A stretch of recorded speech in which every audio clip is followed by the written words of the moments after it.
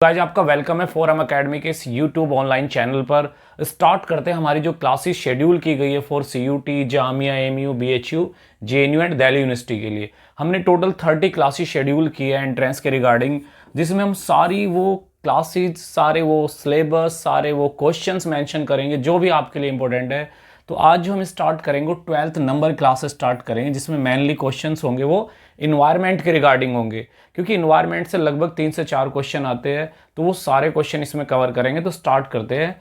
Which of the following is not an green house, means इनमें से कौन सी green house gas नहीं है।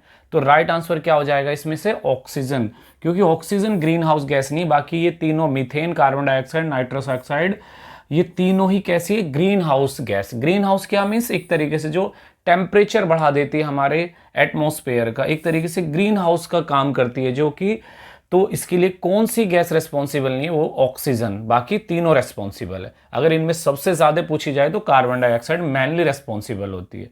नेक्स्ट क्वेश्चन देखते हैं। Which ecosystem has the highest productivity, कौन से इकोसिस्टम में, कौन से पारितंत्र में सबसे ज्यादा प्रोडक्टिविटी है? तो इसका राइट आंसर क्या हो जाएगा? Tropical rain forest. Tropical rain forest जो कि हमारे अर्थ के ट्रॉपिक ऑफ कैंसर के ऊपर जनरली और ट्रॉपिक ऑफ कैप्रिकॉर्न के आसपास का जो एरिया होता है, इसमें सबसे ज्यादा प्रोडक्टिविटी है, तो क्योंकि यहाँ रेनफॉल, टेम्परेचर और CO2 काफी क्वांटिटी में मिलता है, तो इसलिए यहाँ सबसे ज्यादा प्रोडक्टिविटी है। नेक्स्ट क्वेश्चन देखते हैं।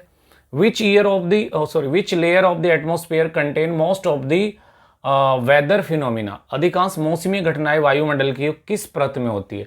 तो जहां पे भी अगर वेदर की बात आए, मौसमी घटनाएं की बात आए, तो उसके लिए राइट आंसर क्या हो जाएगा? ट्रोपोस्फेयर, अक्षौम मंडल। जो हमारा एटमोस्फेयर है, इसकी जो सबसे बॉटम की लेयर होती है लगभग 8 किलोमीटर से लगा के पोल से, और इक्वेटर के ऊपर लगभग 17 किलोमीटर की एक लेयर जो है, तो इसी में ज्यादातर मौसमी घटनाएं होती है। तो राइट आंसर क्या हो जाएगा? ए। नेक्स्ट क्वेश्चन देखते हैं। Which gas contribute the maximum to the green house effect, green house effect सबसे ज्यादा कौन सी गैस का, जिसका सबसे ज्यादा योगदान होता है? तो इसका राइट आंसर क्या हो जाएगा? ए, कार्बन डाइऑक्साइड, क्योंकि ये सबसे हैवी गैस होती है और ये अर्थ के सरफेस के ऊपर तक ही रहती है, और इसकी वजह से क्या सबसे ज्यादा यहाँ पे रेडिएशन और टेम्परेचर ट्रैप हो जाता है, जिसकी वजह से एक ग्रीन हाउस इफेक्ट क्रिएट हो जाता है। तो राइट आंसर क्या हो जाएगा? ए। नेक्स्ट क्वेश्चन देखते हैं। Which one of the following is a primary pollutant, कौन सा प्राथमिक प्रदूषक है? मीन्स कौन सा ऐसा पोल्यूटेंट जो सीधे हवा में घुल जाता है? तो इसका राइट आंसर क्या हो जाएगा? सी, कार्बन मोनोऑक्साइड, जो कि व्हीकल वगैरह से प्रोड्यूस होता है, ये सीधे हवा में मिल जाता है, तो ये प्राथमिक पोल्यूटेंट है, बाकी सब सेकेंडरी पोल्यूटेंट है। नेक्स्ट क्वेश्चन देखते हैं। BOD in water indicate, BOD means biochemical oxygen demand. BOD क्या दिखाता है? जल में क्या दिखाता है? तो ये दिखाता है कि ऑर्गेनिक पॉल्यूशन कितना है उसमें, मीन्स उसमें जो ऑर्गेनिक पॉल्यूटेंट है उनकी कितनी डिमांड ऑक्सीजन की, अगर वाटर को प्योरीफाई रखने के लिए। तो इसका राइट आंसर क्या हो जाएगा? BOD। तो ये क्या नापता है? उसका जनरली ऑक्सीजन लेवल को नापा जाता है BOD से, तो ऑर्गेनिक पॉल्यूशन को देखते हैं। तो नेक्स्ट क्वेश्चन देखते हैं। Which is the most abundant green house gas in the atmosphere, सबसे ज्यादा मात्रा में पाई जाने वाली ग्रीन हाउस गैस कौन सी हमारे एटमोस्फेयर में? तो सबसे ज्यादा कौन सी है? वो है कार्बन डाइऑक्साइड। तो कार्बन डाइऑक्साइड सबसे ज्यादा, जैसे अगर सबसे पहले पूछी जाए तो नाइट्रोजन, उसके बाद है फिर ऑक्सीजन, और उसके बाद है फिर आर्गन, फिर 4th नंबर पे कौन सी आती है? Carbon dioxide. तो right answer is A. Next question देखते हैं।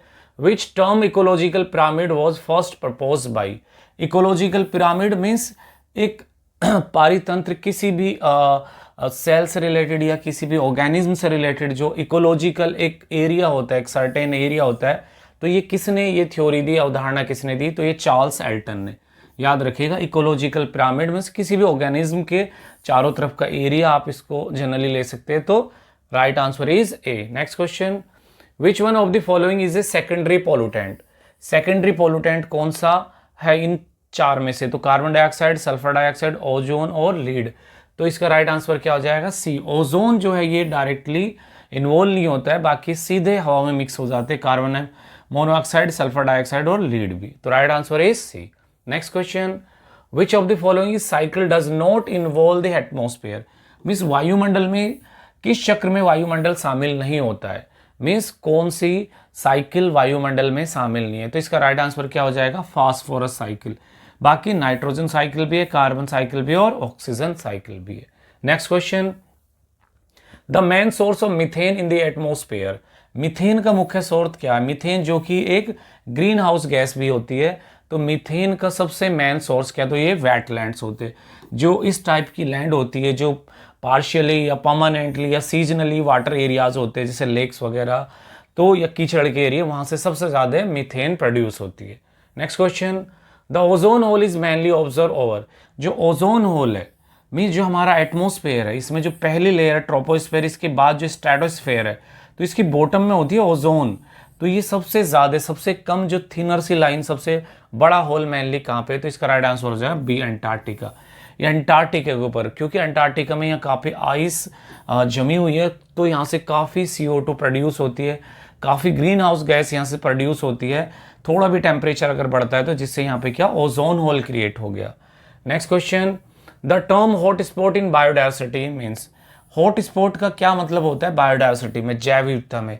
तो हॉट स्पॉट उन एरियाज को कहते हैं जनरली जहाँ बहुत हाई बायोडायवर्सिटी होती है और वहाँ पे थ्रेट भी ज़्यादा होता है। तो area with high biodiversity and threat, जैसे भारत में आप देखोगे जो हिमालय है और वेस्टर्न घाट है, ये दो बड़े हाई हॉट स्पॉट्स वाले एरिया जहाँ बहुत ज़्यादा बायोडायवर्सिटी है, बहुत ज़्यादा वेजिटेशन है, लेकिन थ्रेट भी है वहाँ पे। Next question, which Indian state has the largest forest area. सबसे बड़ा जो फॉरेस्ट एरिया कौन से स्टेट में? तो राइट आंसर क्या हो जाएगा इसमें? मध्य प्रदेश।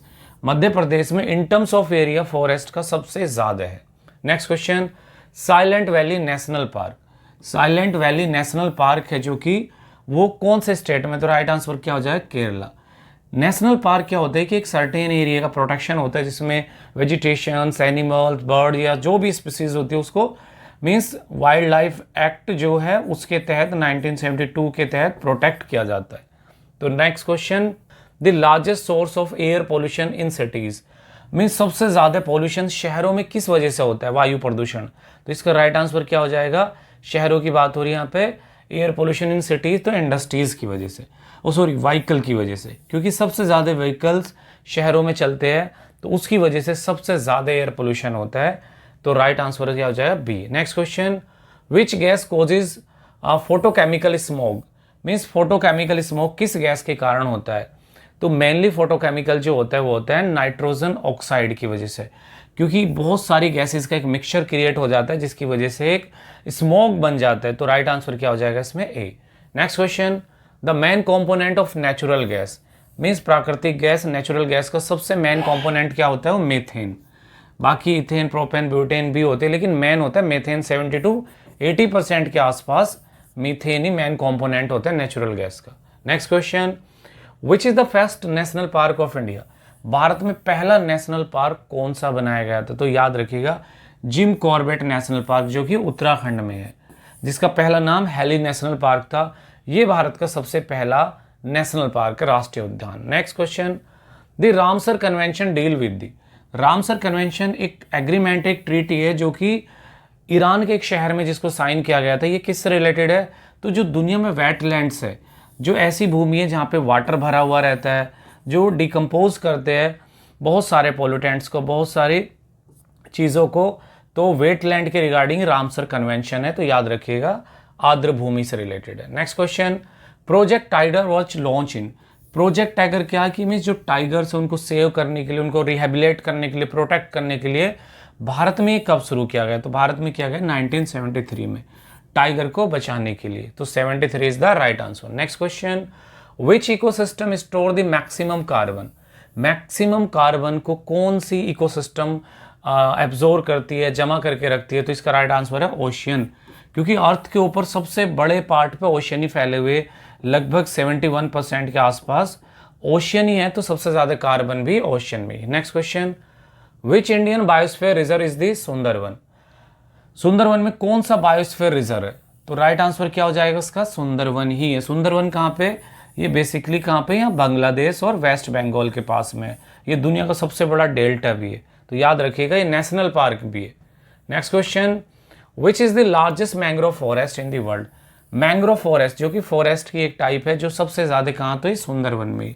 ये इस तरीके का फॉरेस्ट होता है जनरली, जो वाटर में ऐसी लकड़ी होती है जो ख़राब नहीं होती, जो शिपिंग वगैरह और बोट वगैरह बनाने में यूज़ होती है, तो उनको कहते हैं मैंग्रोव फॉरेस्ट। जो एक तरीके से मीन्स मिट्टी का कटाव भी रोकती है सुनामी वगैरह में।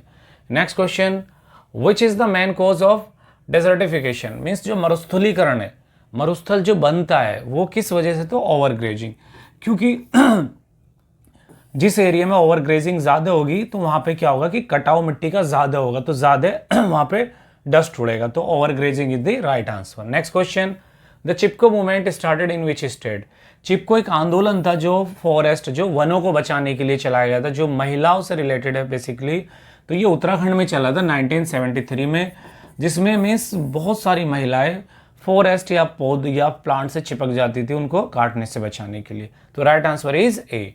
Next question, which is the smallest unit of ecosystem, जो पारितंत्र होता है, जो बहुत बड़े एरिया कहते हैं, उसकी सबसे छोटी इकाई क्या होती है, ऑर्गेनिज्म, मीन जो इंडिविजुअल लेवल पर जो स्टार्ट होती है, उसके बाद फिर कम्युनिटी, उसके बाद फिर पॉपुलेशन, बायोस्फीयर, इकोसिस्टम, तो सबसे छोटी इकाई क्या होती है, वो organism. Next question, the term blue carbon refers to the carbon stored in, जो ब्लू कार्बन है जो वो किस में संग्रहित कार्बन को कहा जाता है, तो इसका राइट आंसर क्या हो जाएगा, ए, ओशियन एंड कोस्टल इकोसिस्टम। तो इसमें ब्लू कार्बन सबसे ज़्यादा, मतलब कार्बन ओवरऑल भी सबसे ज़्यादा ओशियन में ही डिपॉजिट होता है। तो इन्वायरमेंट से रिलेटेड जो हमने आज क्लास की उसमें मोस्टली क्वेश्चन हमने इंक्लूड किए, एक क्लास और करेंगे इन्वायरमेंट में जिसमें बाकी क्वेश्चन हम इंक्लूड कर लेंगे। होप ये वीडियो आपके लिए यूजफुल होगा। अगर प्लीज़ आपको लगता है तो लाइक, सब्सक्राइब एंड शेयर करिए। Thank you so much for watching.